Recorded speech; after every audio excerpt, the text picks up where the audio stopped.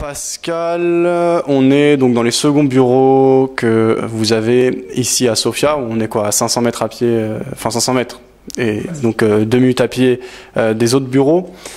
Ici, il y a plusieurs élèves, on vient d'en rencontrer quelques-uns et de voir comment ils travaillent. Ils participent à un programme qui s'appelle la DM Turtle, qui est une initiative que tu organises chaque année. Je vais résumer, tu me corriges si c'est pas ça. Mais comment je le vois, donc c'est une sorte d'événement sur un mois. Les gens qui le souhaitent viennent sur place et sont formés. Le tout gratuitement, simplement ils ont bien sûr à payer le déplacement et leur hébergement. Mais toi, tu les formes gratuitement. Alors déjà, quelle est ta logique par rapport à ça? Et quels sont tes retours année après année? Ok, donc ouais, là on est dans les nouveaux bureaux. Bon, déjà juste un mot, on vient de les prendre, donc ce papier peint horrible va dégager. En fait, il va y avoir vraiment une grosse différence entre les deux bureaux. Là-bas, on veut vraiment, comme je dis tout à l'heure, que ce soit un joyeux bordel. Donc on veut un esprit start-up, on veut des câbles de partout, bref, on veut vraiment bien se sentir chez nous. Ici c'est différent, là je veux plutôt une image extrêmement luxueuse. Donc on a pris des écrans, une armée d'écrans tous identiques. Les ordinateurs vont pas tarder à arriver, des sièges identiques. Et là cet été, du coup, quand tu auras les vacances de DM Trading, on va en fait tout rénover. Et du coup, si tu veux, on t'enverra les photos. De toute façon, il y aura les vidéos, on va faire un petit time-lapse de tout changeant. La DM Turtle, en fait, donc ça a toujours été gratuit puisque j'ai jamais voulu faire payer des expériences. En fait, ça a toujours été des expériences sociales dans le trading. Alors la toute première année, je n'avais pas appelé ça une DM Turtle, mais c'était quand même une expérience. L'idée, en fait, c'est on discutait avec des élèves que j'avais sur les supports à résistance. Et il y avait un élève notamment qui faisait un blocage sur les supports à résistance, qui ne voulait pas rentrer parce que tout d'un coup, il y avait un niveau de support ou un niveau de résistance, ou il voulait rentrer parce qu'au contraire, il y avait un niveau de support. Bref, les supports à résistance sont extrêmement importants dans le cas de notre trading. Par contre, le problème, c'est qu'on peut en tracer de partout des supports à résistance, et du coup, se pose la question de la méthodologie tracée. Est-ce que je les trace bien? Comment bien les tracer? Est-ce qu'il y a des supports plus importants que d'autres, etc., etc. Donc nous, dans la méthodologie, bien évidemment, il y a des supports plus importants que d'autres, mais ce que je voulais leur démontrer, c'était que le trading, c'est pas une question de réflexion. C'est-à-dire que si tu réfléchis trop, tu ne peux pas gagner. Tu vas tout simplement te perdre dans les limbes de ta réflexion, et puis au bout d'un moment, tu vas péter un câble, et puis tu vas être handicapé. Donc l'idée, en fait, c'est de leur dire, écoutez, voilà ce qu'on va faire. On va prendre des niveaux complètement mis au hasard. Donc tous les jours, en fait, on mettait 5-6 niveaux complètement au hasard. Donc on avait un jeu, on fermait les yeux, puis on mettait les niveaux comme ça. Et le but, c'était, voilà. Donc voilà les biais. Donc si on est au-dessus de ce niveau, on va faire que des achats. Si on est en dessous, que des ventes. Si on fait un rebond sur le niveau, après on va faire que des ventes, etc. Et le but, c'était de leur démontrer deux choses. Un, que les niveaux de support résistance, on peut les tracer au hasard, ça marche quand même. Ça, je l'ai déjà démontré plein de fois dans plein de vidéos. Et de deux, le plus important, en fait, c'est pas forcément la technique, mais surtout la manière de gérer le trade. Parce que l'idée, c'est de leur démontrer, regardez, vous allez rentrer au hasard. Par contre, on va gérer les trades d'une manière intelligente. Donc, on va essayer de couper les pertes le plus tôt possible et laisser courir les gains le plus longtemps possible. Ça s'était bien passé. Du coup, je me suis dit, tiens, peut-être que tous les ans, je vais faire une petite expérience. Alors, je vais pas parler de toutes les autres parce que j'ai un webinaire qui en parle, mais en gros, pour faire un résumé très bref, il y a une année où on avait fait, il y avait 9 participants. On avait fait 3 groupes, donc un groupe d'analystes. Donc on les avait formés que à l'analyse, et leur plan, c'était de faire des plans de trading de la journée, de dire exactement le scénario du jour, s'il fallait acheter, vendre, et où est-ce qu'il fallait acheter et vendre. Ensuite, il y avait l'équipe des traders, donc eux, ils devaient prendre les trades aux endroits où les analystes avaient pointé qu'il fallait agir. Et ensuite, il y avait ceux qui devaient gérer les trades. Donc ce qui avait de vachement bien, c'était que les traders qui prenaient les trades, ils n'avaient pas de pression psychologique parce qu'on leur avait dit exactement quoi faire. Et si du coup ils se plantaient, c'était pas de leur faute, c'était de la faute de l'analyste. Et du coup, le fait de faire un transfert, en fait, c'est un peu comme l'expérience Milgram. Où je sais pas si tu connais l'expérience, mais on demandait en fait à des gens de poser en fait des questions à un autre participant qui en fait était un acteur, et si le participant, donc l'acteur qui était dans l'expérience, mais sans que l'autre le sache, répondait mal, il fallait lui envoyer une petite décharge électrique.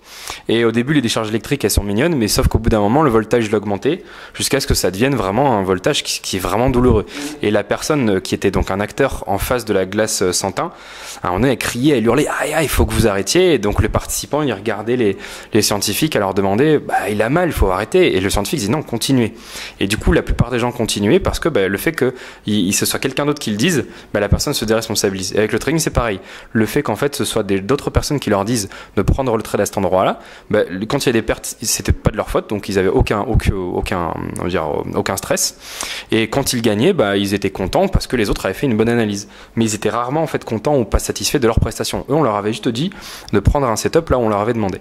Et après il y avait l'autre équipe qui devait gérer les trades, donc pareil, ils n'avaient pas à prendre le trade, ils n'avaient pas à prendre l'analyse, donc leur boulot c'est tout con, t'as un trade en cours, bon bah tu remontes un stop loss, etc.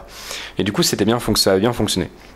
Une autre année, ce qu'on avait fait, c'était une sorte de compte commun en fait. Donc l'idée, c'était chaque participant, pour chaque participant, en fait, on mettait un peu d'argent sur un compte. Et l'idée, c'est de prendre des décisions en commun.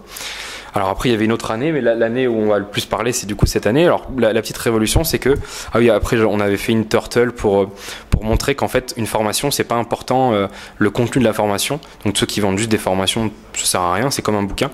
Le plus important, en fait, c'est le coaching. Et du coup, on avait fait venir des gens. On leur avait dit, bah voilà, pendant un mois, on va vous coacher tous les jours, du matin jusqu'au soir, mais surtout le matin en pré-market, après le soir pour voir un peu ce que vous avez fait. Pendant la journée, on va les aiguiller. Et c'était pour démontrer que peu importe la méthodologie, parce que chacun avait sa propre méthodologie, à partir du moment où il y avait un encadrement et que tu pousses en fait les gens à trader, bah, ça se passait bien. Et en fait, ça m'a toujours aidé en fait ces expériences à mieux comprendre l'être humain, à mieux comprendre le trading, à mieux former aussi, puisque ça t'apprend un truc sur la pédagogie. Notamment par exemple celle-là là, sur le coaching, bah, ça m'a permis de comprendre qu'en fait finalement le boulot d'un formateur donc c'est effectivement de montrer comment faudrait trader, etc. Mais comme ça convient pas à tout le monde et que la plupart vont pas forcément comprendre du premier coup ou vont aimer appliquer la stratégie, en fait finalement le boulot d'un coach trader c'est de pousser les gens à prendre des trades dans le sens de la tendance, aux bons endroits, de les gérer correctement et en fait de les soutenir psychologiquement. Donc il y a en fait quand tu es coach ou quand tu es formateur, la première grosse partie de la formation, c'est ce que je disais tout à l'heure chez moi, c'est la partie technique. Donc tu leur apprends une technique, comment faire, etc. Cette technique, pardon, il y a un côté logique, il y a aussi un côté pratique, c'est-à-dire qu'il y a des choses qui sont extrêmement logiques qu'il faudrait faire, mais qui vont à l'encontre de la psychologie de l'être humain et du coup qui sont un peu compliquées. Par exemple, ce matin, on te montrera après le trade qu'on a pris sur le DAX, bah, il était hors de question de prendre un trade sur le DAX le matin, de le laisser courir jusqu'à la fin de la journée, de le clôturer à la fin de la journée. Pour l'ego du trader, donc de Valentin, pour pas qu'il pète un câble après, on a dit, bah, écoute, à un moment donné, quand il y a 9370, on va clôturer 70% du trade. Comme ça, il a pris un gain, il est content. Là, il a la banane et du coup, il peut laisser le trade courir. On a de la chance, la NFP était dans l'autre sens. Du coup, c'est une super journée. Et donc, il y a tous ces petits trucs que l'on dit dans la formation, dans la technique, qui sont pas des choses très logiques ou très cohérentes, mais pour que ça matche avec la psychologie, finalement, on leur demande de faire ça. Comme couper en plusieurs fois un trade et tout et tout. Donc ça m'a pas mal aidé en fait de faire cette turtle. Et puis ça m'a montré qu'effectivement voilà mon boulot de coach après une fois que j'aurais appris à trader, c'est pas d'essayer de à tout prix corriger leurs problèmes techniques, mais c'est surtout en fait de trouver des petits trucs mentaux pour pousser les gens à t'as perdu, c'est pas grave, on va continuer, etc. Donc ça passe par plein de petits trucs et astuces. Le plus important pour moi, c'est le long terme, c'est pas le trading long terme, mais c'est leur dire écoute, je vais pas te juger sur un trade d'une semaine, on va prendre 50 trades et on fait le bilan au bout de 50 trades.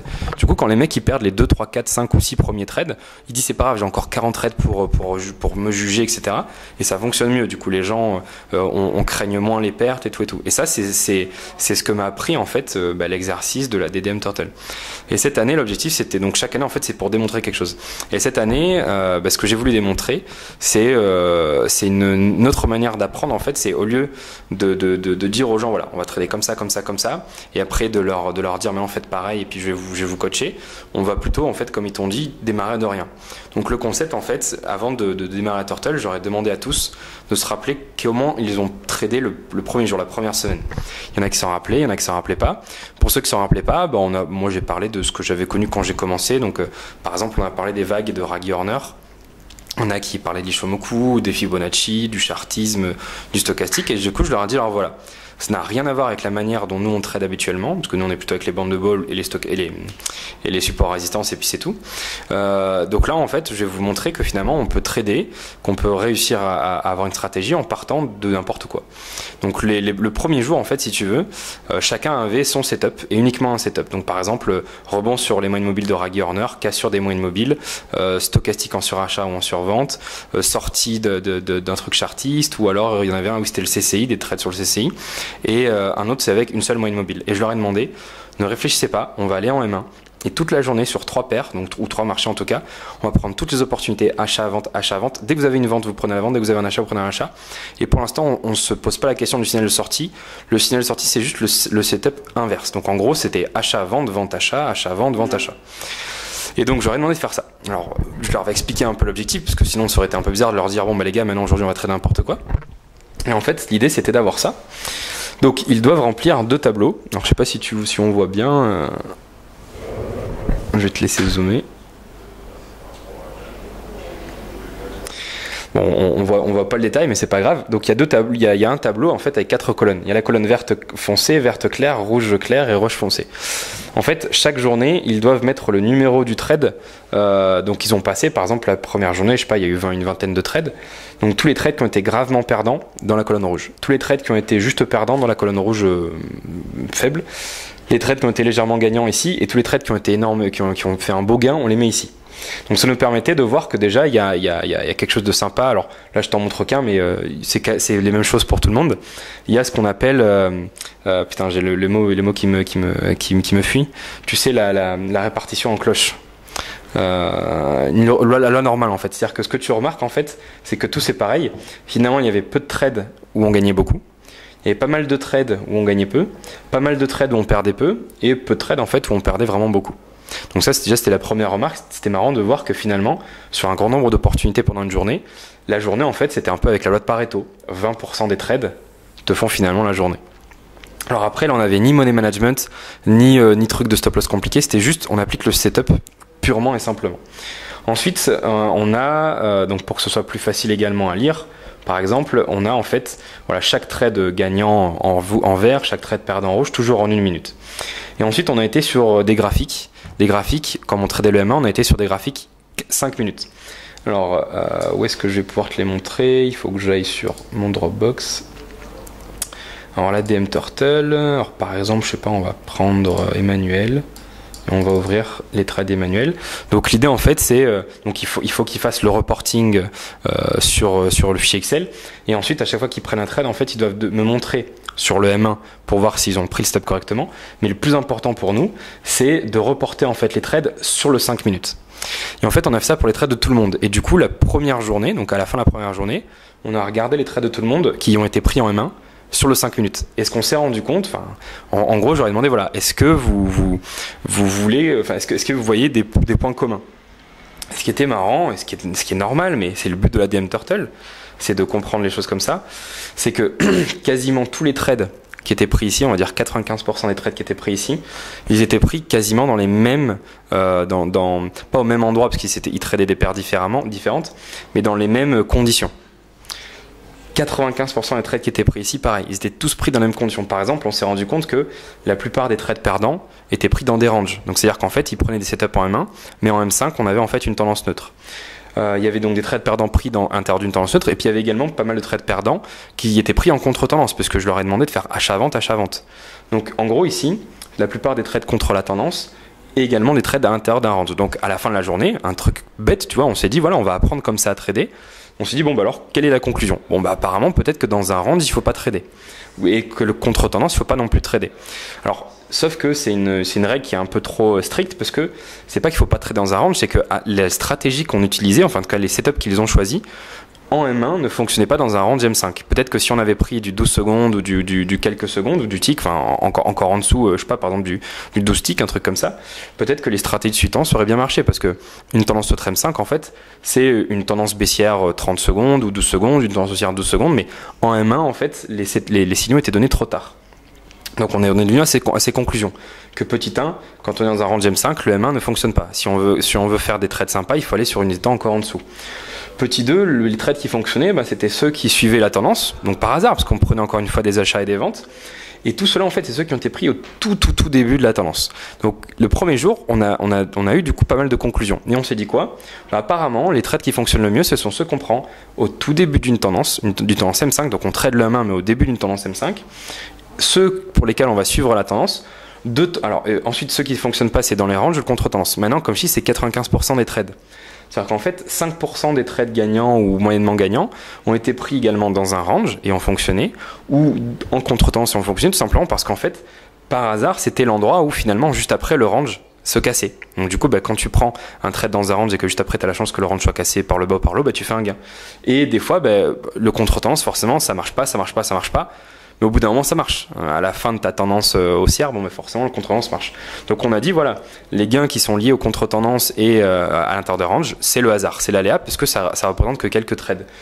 la règle, apparemment, c'est que dans un range, ça marche pas, etc. Alors là, je te montre que celui d'un seul élève, mais ils sont 5, ils ont à peu près tous passé entre 10 et 15 trades. Donc on a quand même passé en revue, on va dire une cinquantaine, une soixantaine de trades, et on a basé en fait notre conclusion sur 50 ou 60 trades.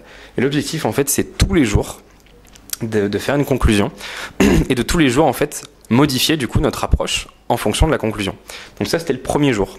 Le deuxième jour, du coup, on a appris que on allait éviter de faire du contre-tendance et on allait également éviter de trader dans les ranges et qu'on allait tenter de faire que du suivi de tendance. Donc c'est ce qui s'est passé. Alors, on a eu de la chance, il y avait des grandes tendances ce jour-là. Donc du coup, on a eu des bons résultats. Alors ce que j'aurais demandé de bien comprendre, j'aurais posé une question. Je fais d'après vous, est-ce qu'aujourd'hui vous avez eu des bons résultats parce que finalement hier on a tiré des conclusions et qu'aujourd'hui on a tradé différemment en écoutant en fait les conclusions, ou est-ce que tout simple ou pour une autre raison? Alors comme je leur posais la question, ils ont compris qu'il y avait un piège et donc ils m'ont répondu en fait si on a gagné aujourd'hui c'est parce qu'il y a eu des gros mouvements. Donc par cette conclusion, je voulais leur faire comprendre l'humilité du trading, c'est-à-dire que quand tu gagnes en trading, c'est pas parce que tu es bon, c'est pas parce que ta stratégie est bonne, c'est parce que tu as une stratégie qui est adéquate pour suivre le marché et que ce jour-là, il y avait un mouvement. Il y a des jours où ça se passera beaucoup moins bien, on a une stratégie adéquate pour suivre le marché, mais le marché ne fait pas de tendance, ou en tout cas c'est beaucoup trop court et du coup c'est trop compliqué à gérer. Hier ou avant-hier, c'est ça, parce que oui, c'était déjà le 4e jour, donc avant-hier, on avait en fait des tendances, des mouvements faciles, donc forcément, les stratégies de tendance ont bien fonctionné. Et en faisant ça tous les jours, et puis alors on a fait des pertes bien évidemment, et donc on a essayé de comprendre les pertes, et on s'est rendu compte que il y avait une sorte de dégradé. C'est-à-dire que là on faisait que du suivi de tendance, et la plupart des pertes en fait se situaient à la fin des tendances. C'est-à-dire qu'il y avait un début de tendance M5, alors par exemple, je sais pas, par exemple ici c'est les trades du deuxième jour par exemple. Donc le trade qui a été pris ici, il a bien fonctionné en M1, donc là c'est du M5. Le trade qui a été pris ici en M1 a bien fonctionné. Là il a loupé le trade, mais s'il avait pris le trade ici, il aurait bien fonctionné. Et là, il a pris 2 trades, et ces 2 trades-là ont mal fonctionné. Ici, pareil pour la vente. Alors là, c'était la pause déjeuner dans le carré. Donc là, ce trade-là a bien fonctionné, celui-là a fonctionné, voire pas fonctionné, celui-là non plus. Et donc, à la fin de la journée, tout le monde a fait plus ou moins les mêmes résultats. On s'est rendu compte, tiens, c'est marrant. Les trades qui sont perdants sont toujours en général situés à la fin des tendances. Et les trades qui rapportent le plus, ceux qui sont gagnants, sont toujours situés en début des tendances. Donc là, en fait, on a commencé à tirer d'autres conclusions en disant, a priori, il y a quelque chose qui est assez important, c'est de compter le nombre d'opportunités, ou en tout cas de trader différemment le début d'une tendance et la fin d'une tendance. Donc ça, encore une fois, c'est que des conclusions. C'est-à-dire que je leur ai rien appris concrètement. C'est-à-dire que moi, en fait, mon boulot, c'était juste de leur dire, voilà, s'il vous plaît, aujourd'hui, vous prenez tous les setups sans que vous ne fassiez aucun filtre. Et le deuxième jour, on a juste pris des setups en fonction des conclusions qu'on avait tirées le premier jour. Donc rien de révolutionnaire. Et du coup, le troisième jour, on s'est dit, apparemment, vu qu'il y a des soucis sur les fins de tendance, il va falloir qu'on essaye de trader différemment. Alors la question qui était intelligente et qui était posée, c'est notamment par Michel. Il me disait, ok, c'est bien beau tout ça, mais comment on fait, en live en tout cas, pour savoir si on est au début d'une tendance ou à la fin d'une tendance. Donc du coup, on a essayé hier de se poser des questions en regardant en fait les mouvements. On s'est dit, est-ce qu'on pourrait trouver des choses, des récurrences qui nous font penser que ça c'est une fin, ça c'est un début. Alors on a utilisé tout simplement la logique et le bon sens. En fait, on a compté tout simplement le nombre d'impulsions. Donc on prend la théorie de dos, puis on compte le nombre d'impulsions un peu comme Elliott. Et on dit, tout simplement, en intraday, s'il y a une prise de bénéfice, c'est qu'il y a beaucoup moins d'acheteurs. Plus il y a de prise de bénéfice et plus on s'approche de la fin du mouvement. En tout cas, en pure intraday, c'est comme ça que ça fonctionne. C'est un peu différent avec l'intra-week. Et du coup, on s'est dit, s'il y a 1, 2, 3 corrections, apparemment, c'est qu'on a la fin du mouvement. Du coup, je leur ai demandé de trader différemment la première correction, la deuxième correction, la troisième. Donc, par exemple, j'aurais dit, la première correction, vous essayez de tenir le trade le plus longtemps possible. Par exemple, de sortir, non pas au prochain setup de sortie, mais peut-être au prochain ou encore au suivant. La deuxième position, par contre, vous rentrez et vous sortez. Et la troisième position, vous rentrez et vous sortez extrêmement tôt. En fait, c'est ce qu'on fait nous dans la formation. Donc là, on commence à se rapprocher un peu de ce qu'on apprend en fait en cours, à savoir qu'on ne traite pas de la même manière un début de mouvement et une fin de mouvement. Donc hier, du coup, on a traité comme ça. Pas de bol, hier, c'était une journée un peu plus compliquée. Donc du coup, on n'a pas vraiment fait de gain. Alors sachant que c'est un peu stupide de parler de gain et de perte maintenant parce qu'on n'a aucun money management. C'est-à-dire que le système de l'eau est le même, le stop loss n'est pas réfléchi. Donc pour l'instant, qu'on soit en gain ou en perte, c'est pas le but de la première semaine. C'est absolument pas significatif. Donc ils sont contents quand ils font des gains, moins contents quand ils font des pertes. Mais pour l'instant, le résultat brut, on s'en fout complètement. Puisque là, on s'intéresse juste si les mouvements en fait qu'on a tradés génèrent en fait un mouvement et donc pas forcément un gain ou un petit mouvement, etc., etc. Donc du coup, même si la journée d'hier était plus compliquée, on a quand même tiré pas mal de conclusions. Et du coup, les conclusions qu'on a tirées hier, elles ont commencé à être un peu plus techniques parce que jusqu'à maintenant, je leur avais demandé de trader n'importe quel setup, en tout cas le setup qu'ils voulaient, qu'ils avaient choisi. Et là hier, on a commencé à se rendre compte qu'il y avait des setups meilleurs que d'autres. Et le setup qui fonctionnait le mieux du coup hier, en fait, c'est le seul qui a vraiment fait que des gains sur la journée. C'était du coup le setup de Manu. Et le setup de Manu, qu'est-ce que c'était? C'était en fait de suivre donc la tendance M5 en prenant en fait, en vendant les pointes d'un stochastique ou en achetant les pointes basses d'un stochastique. Ensuite, une bonne manière de détecter la tendance, c'était ce que faisait Joël avec les 3 moyennes mobiles, je ne sais pas si tu as montré tout à l'heure. Donc du coup, on s'est dit, apparemment, la journée n'était pas top. Par contre, on peut tirer des conclusions. On voit que parmi vous 3 ou vous 4, il y en a certains qui ont galéré, il y en a d'autres moins. On s'est posé la question, pourquoi est-ce que certains ont galéré et d'autres pas? Donc tu vois, tous les jours, en fait, c'est en fonction des pertes que font les gens, on se pose des questions. Et hier, la conclusion qu'on a trouvée, c'est celui qui utilise par exemple les vagues de Raggy Horner, ça n'a pas fonctionné. Pourquoi? Parce que les vagues de Raggy Horner ont un paramétrage fixe, c'est tout en 34. Sauf que du coup, des fois, il loupe des opportunités, des fois, il en prend, mais c'est pas les bonnes, parce qu'il aurait peut-être fallu la prendre avant ou après. Donc on s'est dit, apparemment, moyenne mobile fixe, ça marche pas. Celui qui tradait que le CCI, pareil, il rentrait souvent tard, donc même si des fois les trades peuvent être sympas, on s'est rendu compte que finalement, c'est pas les meilleures entrées. Et ceux pour lesquels les entrées étaient les meilleures, c'était les rebonds du coup avec la méthodologie de Joël, donc les rebonds sur moyenne mobile, et également les ventes ou les achats des pointes d'un stochastique paramétré sur une courte période, c'est du 9 ou du 6, du téléphone, non. Du 9 ou du 6, et du coup on s'est dit, quelle conclusion? Et la conclusion qu'on est amené, c'est peut-être qu'il faudrait trouver la tendance avec les 3 moyennes mobiles, et puis prendre en fait les trades sur le stochastique. Et donc aujourd'hui, la méthodologie c'était ça. Et donc là, on va tout à l'heure faire le débriefing pour voir quand ça s'est bien passé, mal passé. Et du coup, pour tous les trades pour lesquels c'est mal passé, on va essayer de comprendre pourquoi. Alors moi, je sais déjà pourquoi certains sont mal passés. C'est parce que maintenant, on a travaillé la technique, le sens, etc. Il nous reste à travailler pas mal de choses, notamment la gestion des trades, le stop loss, le money management et tout et tout. Et le but en fait de la DM Turtle, c'est tous les jours, on rajoute quelque chose. Et le fait d'avoir commencé de zéro, avec un setup complètement idiot, et d'augmenter petit à petit, de monter en puissance tous les jours, ça permet... Il y a un truc qui vole.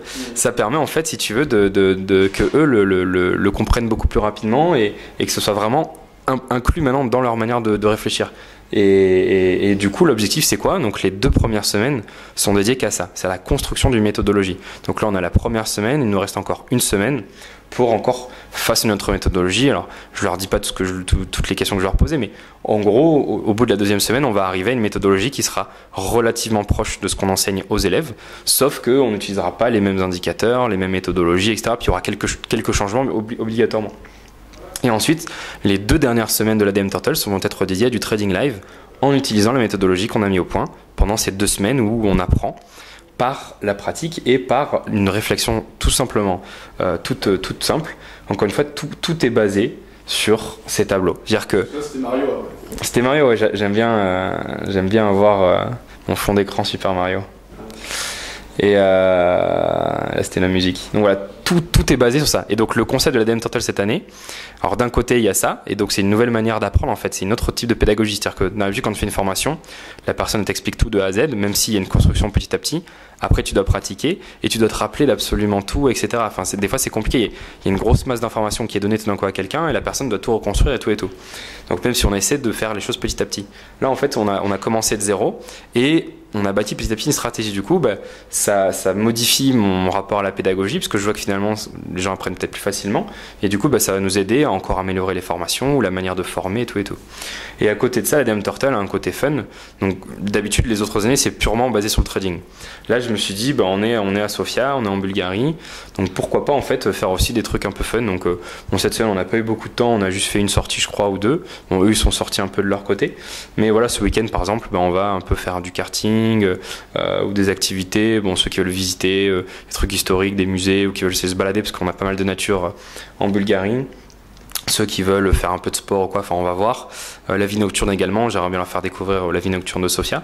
Et donc l'idée c'est également de leur montrer comment c'est quand on est expatrié en Bulgarie, que la Bulgarie c'est pas l'image qu'on se fait en fait de ce pays. Et voilà, donc l'idée ça va être d'archiver absolument tout ce qu'on fait, tous les résultats, la méthodologie, etc., etc. Et après, pour des personnes que ça peut intéresser, ils pourront regarder comment on a fait. Et donc ça pourra faire l'objet par exemple d'une petite formation. Donc ce qu'on avait pensé, c'était vendre un petit truc en disant sous forme d'abonnement, par exemple, voilà, est-ce que vous voulez voir ce que l'on a fait? Donc par exemple 100 ou 200 ou 300 euros. Donc la personne en fait pourra acheter pour 100, 200, 300 euros toutes les vidéos et toute la méthodologie qu'on a mise en place, toutes les réflexions en fait qui sont mises, qu'on a mises en fait en place tous les jours, jour après jour, jour après jour. Donc en fait l'idée c'est ça, c'est à la fin, donc c'est la première année qu'on fait ça. En général les DM Turtle, on vend jamais après ce que l'on a fait, etc. Là en fait l'idée c'était que comme on allait avoir quand même quelque chose qui était assez intéressant et bon nous après comme c'est toujours gratuit, il y a toujours énormément de frais, donc l'idée c'était également un peu de rentrer dans les frais parce que il y a donc tous les nouveaux bureaux, nous du coup pendant tous les jours moi je suis avec eux donc ils payent strictement rien et du coup cette année l'idée c'est de dire voilà, pour la première fois ça nous permet d'avoir une expertise, ça nous permet d'avoir des résultats, ça nous permet d'avoir une bonne pédagogie. Donc pourquoi pas ensuite proposer aux personnes qui sont intéressées de revivre en fait la DM Turtle, donc sous format vidéo. Donc tous les jours en fait je fais des petites vidéos, je nous filme sur ce qu'on fait à l'extérieur, donc avec un peu les vlogs, je filme quelques sessions et je filme en fait les débriefings et puis ensuite je fais un point. Alors voilà, aujourd'hui, donc on passe les trades de tout le monde, fait voilà les trades qui ont été passés aujourd'hui. Donc c'est un gros travail aussi que je fais tous les soirs ou toutes les nuits à la fin d'une journée en fait de DM Turtle et je reprends tout et l'idée ça permet en fait d'avoir une sorte de formation étape par étape, étape par étape, étape par étape. Donc voilà pour la DM Turtle de 2016. Ok, c'est complet et l'année prochaine, 2017, il y aura sans doute un nouvel événement. Bon, je suppose que tu ne te projettes pas à un an, mais du coup ceux qui regardent cette vidéo pourront se renseigner d'ici là. C'est combien de temps à l'avance qu'il faut s'inscrire ? Alors en fait, comme c'est pas vraiment des formations payantes, le problème c'est qu'il y a toujours beaucoup de gens qui veulent y participer. Par exemple cette année, au début, j'avais la première fois que j'en ai parlé, j'avais une quarantaine de personnes qui voulaient venir. Donc je suis bon. Là, il y a combien de personnes ? On est 5 finalement. Voilà. Donc il y a 40 personnes qui voulaient venir. Ensuite, je savais très bien que sur les 40, la moitié ne viendront pas. Donc de toute façon, on avait limité à 20 places. Ensuite, on a fait une deuxième annonce en disant voilà, maintenant. Pour les personnes qui sont intéressées, qui nous ont dit qu'ils étaient intéressés, donc les 40 personnes, on va vous envoyer à telle date une newsletter et pour nous prouver que vous allez venir, il faut que vous réserviez un hôtel ou un Airbnb ou en tout cas un billet d'avion pour dire voilà, vous venez. Et donc là, bizarrement, déjà sur 40, on est passé à 12 personnes.